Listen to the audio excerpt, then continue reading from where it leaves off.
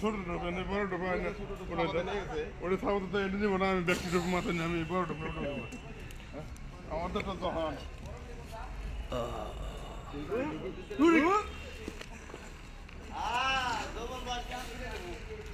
দোকান বেশি জ্ঞান তো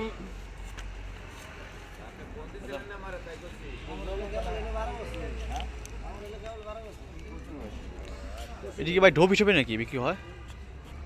হ্যাঁ কেজি হিসাবে না?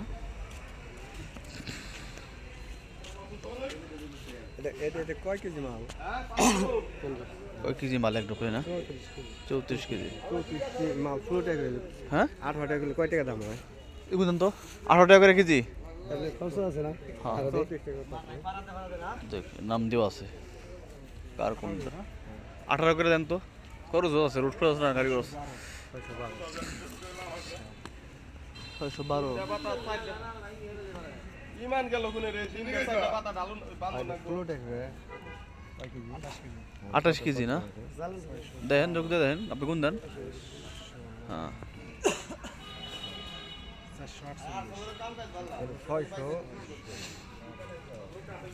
1060 টাকা বড় কয়না জায়গা আছে নাকি দিমু নাকি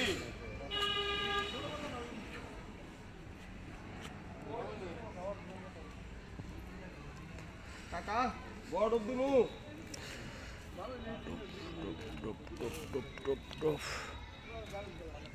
দুনিয়া এই লঞ্জে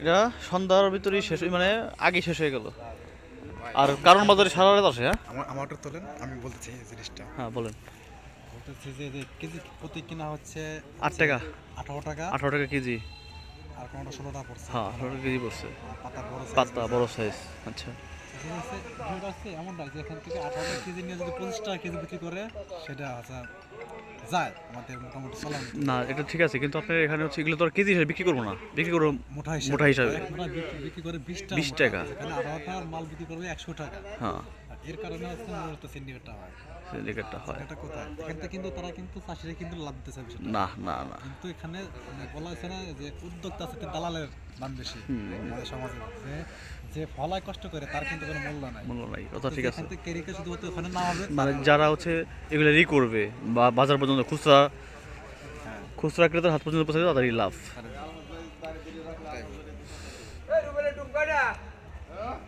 ঠিক আছে সুমন ভাই এই আপনার মতো ওকে চলেন যাই তাহলে আল্লাহ হাফেজ।